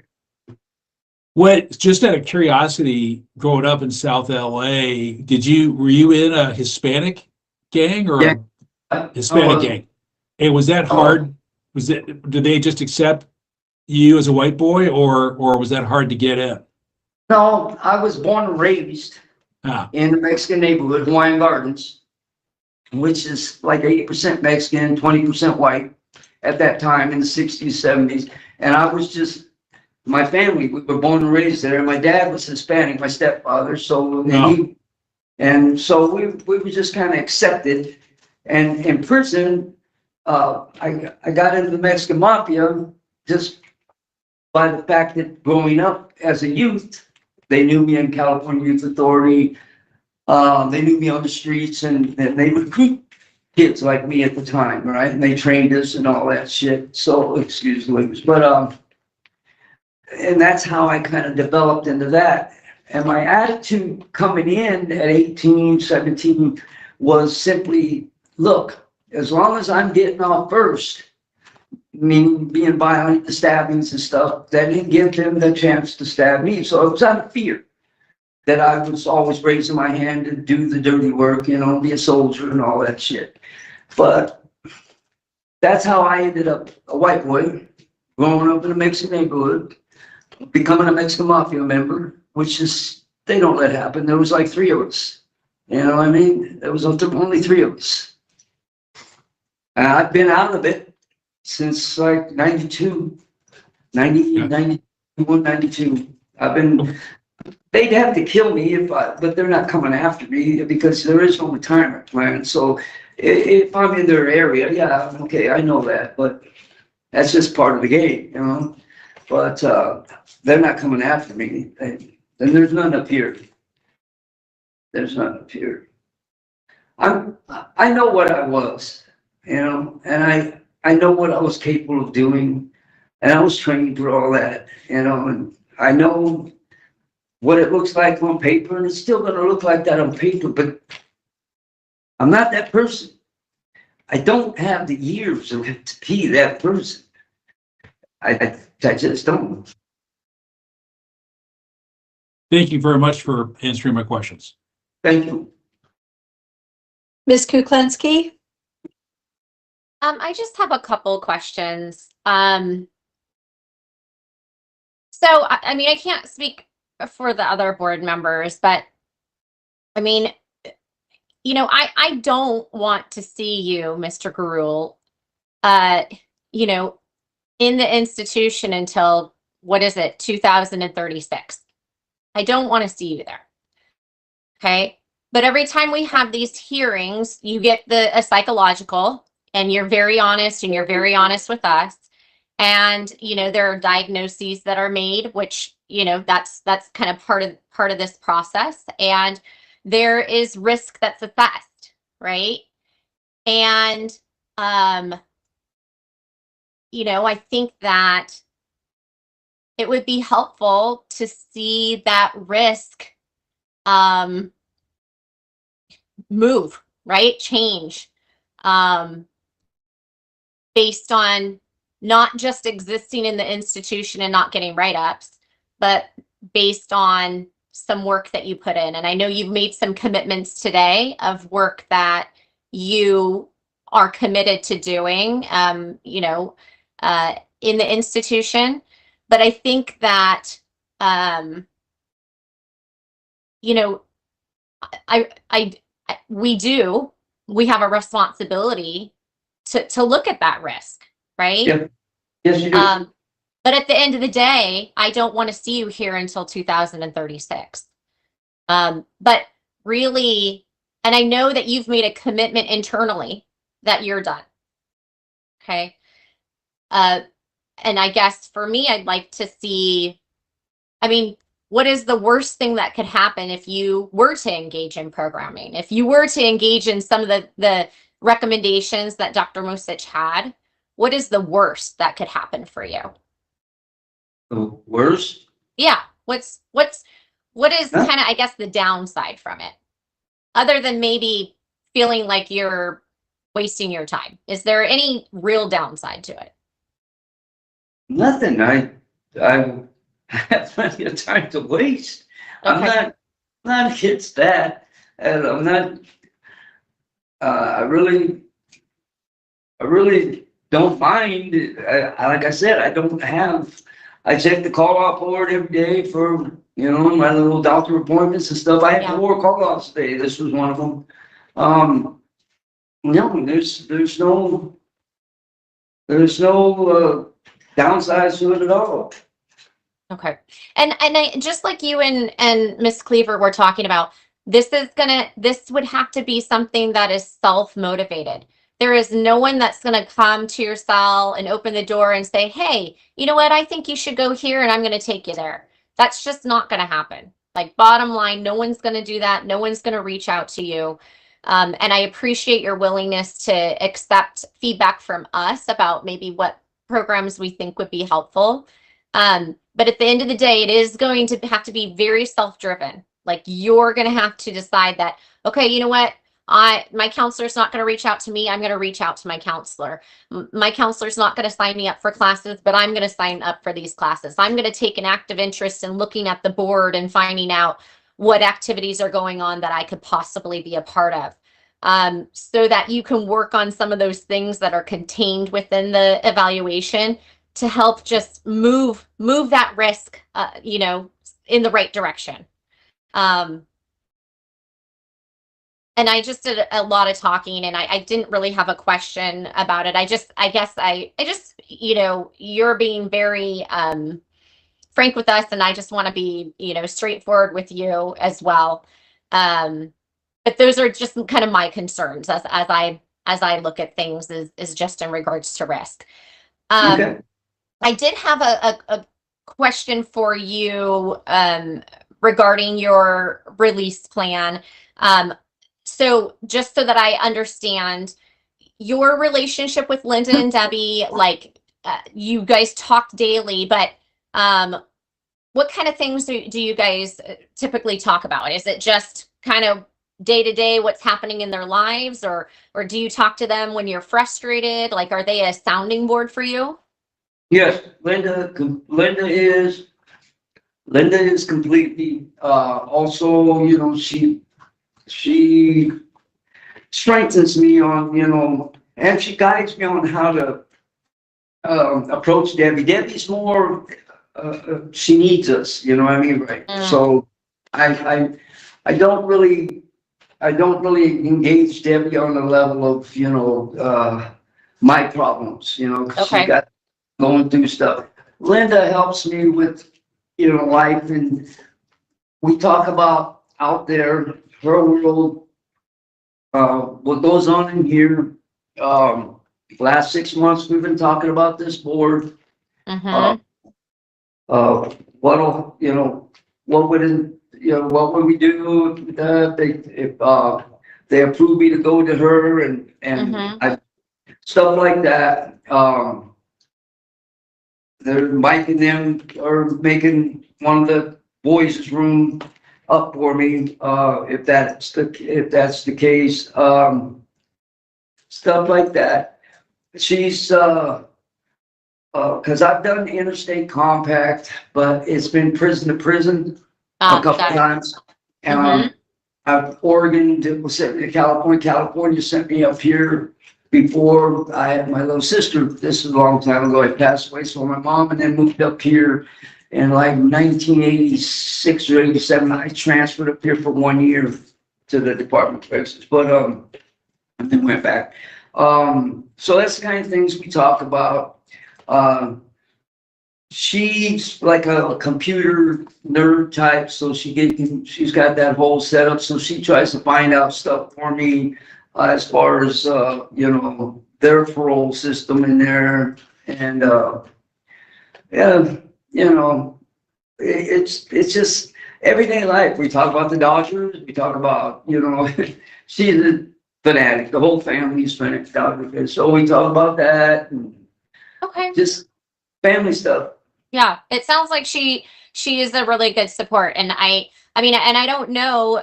I mean, just so you know, does Linda know? Do you know that she is more than welcome to come to these hearings and provide you with support and provide us with a statement? Like she is absolutely able to do that if you want that. I didn't know, and she didn't know. I didn't. I mean, she probably could have done it on the video. She's got all that. Yeah. I didn't. Okay. Well, that is an option. Of course, we always accept letters from people as well. And, just as you described kind of your two housing options outside of transitional housing, I mean, to me, Linda's housing sounds much more like a supportive environment for you that where you wouldn't have to be automatically taking care of someone else. So that does certainly sound like a better option for you. And I mean, do you think returning to Roseburg would be at all triggering for you to kind of be back in those old stomping grounds? I mean, you spent a lot of years there. You know a lot of people and a lot of places. I do, but I spent a lot of years in San Diego and LA too. But okay. But honestly, my thing about Roseburg would be that if I was sent to Roseburg, I would still try to do the interstate compact from Roseburg to Linda.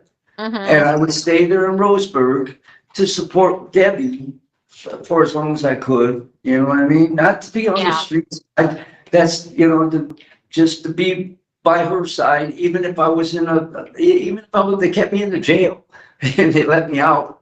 I remember they used to have programs that did that. I wouldn't care. But I would just, and while I'm working on the interstate thing, I could be there for Debbie, Mm-hmm.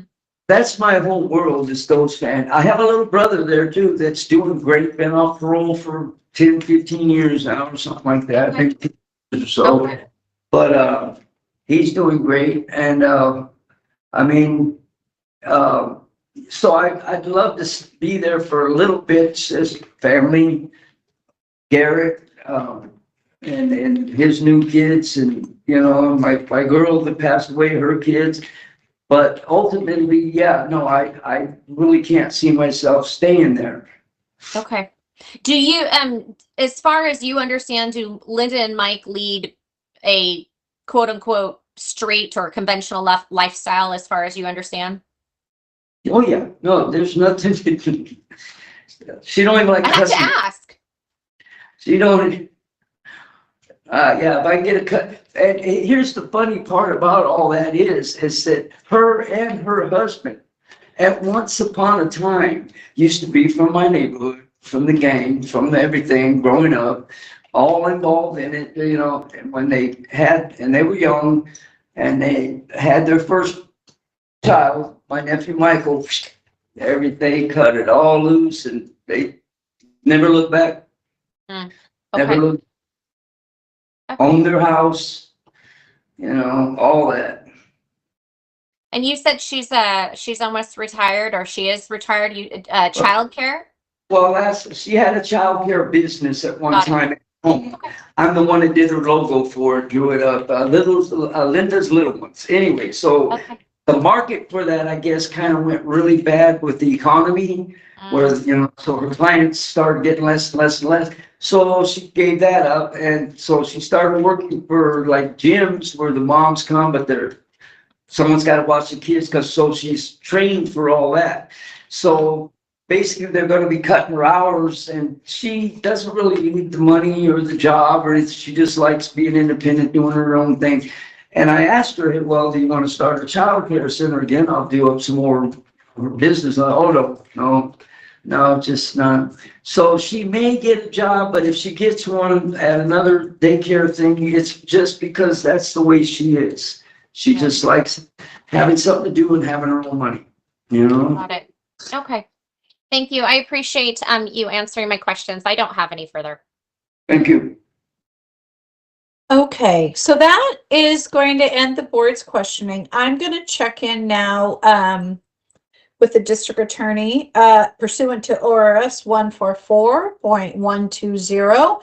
The district attorney from the committing jurisdiction shall have the right to appear at any hearing and may present information or evidence at any hearing subject to reasonable rules as may be imposed by the board. So I'm going to check in now. And am I saying, is it Wessenberg or Wiesenberg? I can't hear you. I'm sorry. You're muted. I apologize. It's Wiesenberg. Okay, because I heard Mr. Gurule say it, and I'm like, oh, I'm saying it wrong. So thank you so much for being here, and please let the board know what you would tell us what you'd like us to know. Well, first of all, I want to thank you all, ladies and gentlemen of the board, for giving me an opportunity to speak.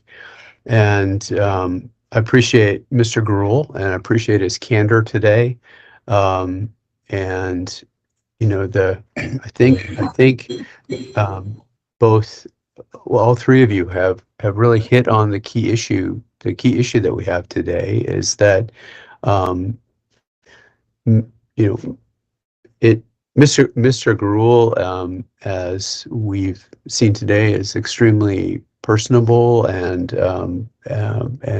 he's been extremely candid, and that you know, that is really appreciated. And I appreciated him. I appreciated him quoting me from our last hearing, which, but you know, what I said before is true. As he sits here today, you know, he's really good, and really personable and really charming, right up until the moment he's not. And the difficulty with today, as he sits here, is, you know, as it has been pointed out in Dr. Mosich's report, he's still a, you know, a high risk to commit violence, and he agrees with that assessment, and he, you know, he sat here and told us all that. And this is going to sound kind of counterintuitive, but I also don't want to see Mr. Gurule sitting here till 2036.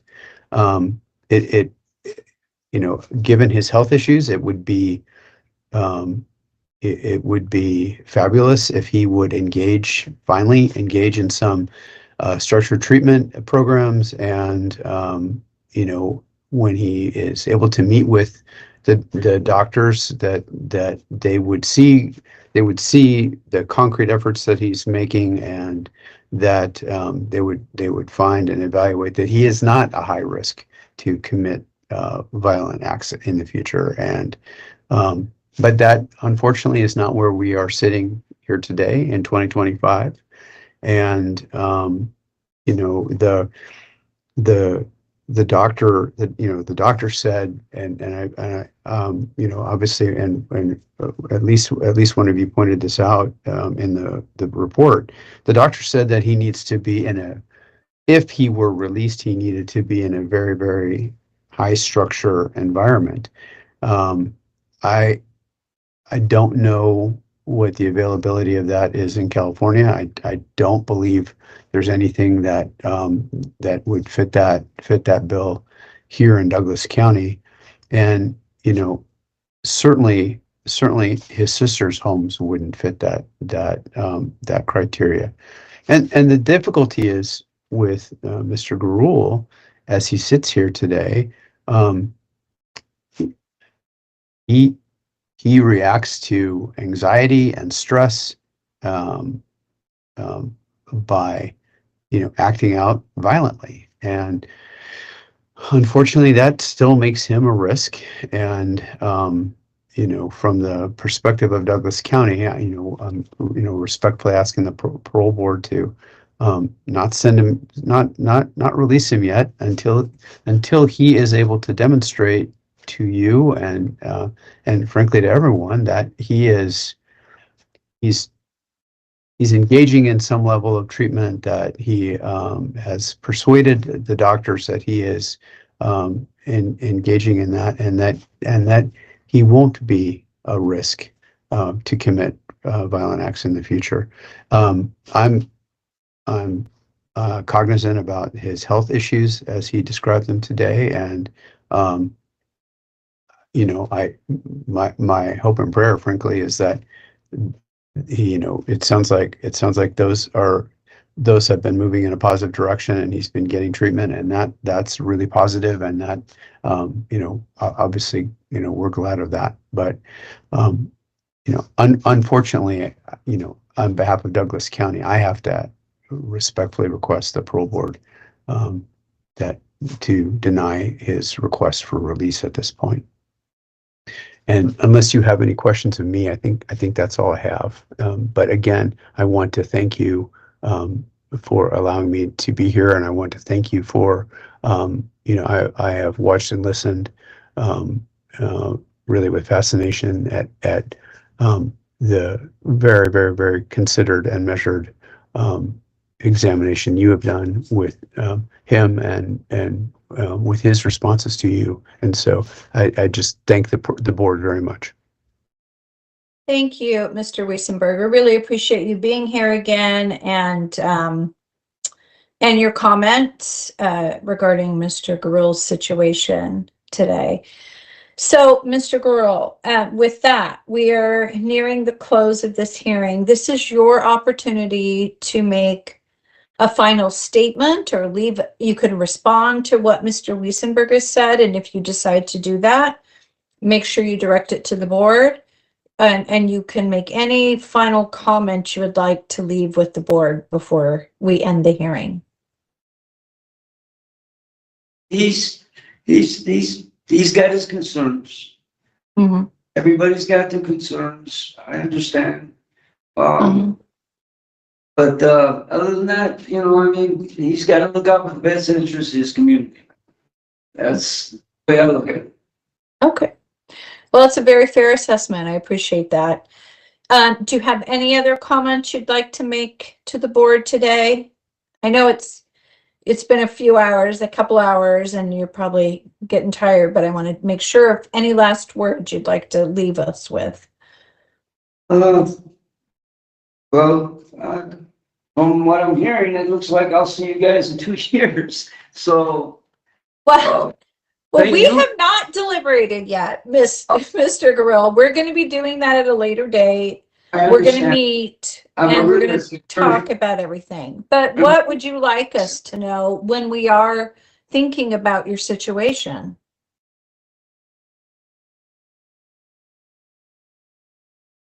I mean, time's running out. The only thing I can say is I understand everybody's concerned about the high risk of violence and all that. I'm sorry, never is going to change. I mean, as far as on paper, I can't. Not getting frustrated, but I'm thinking in my head, what do these people want? They want me to go in and apply to these people?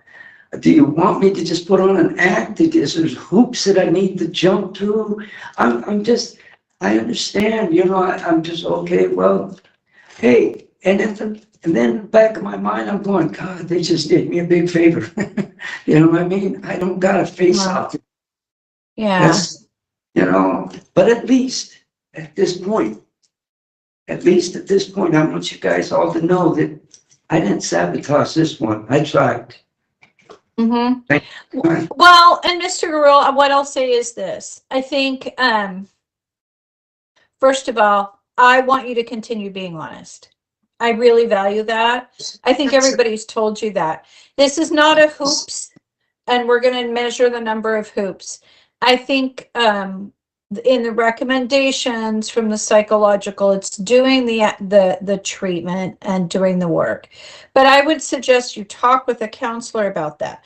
The board has not made a decision today. We're going to talk and we're going to consider everything you've said. We're going to consider this, you know, the packet, and then we will issue a written opinion that you will get within 30 days.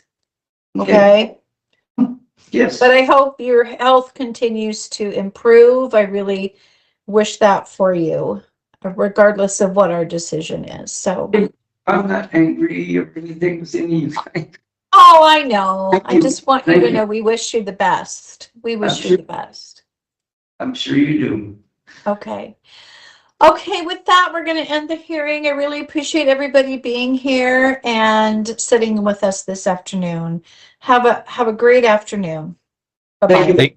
Thank you. you.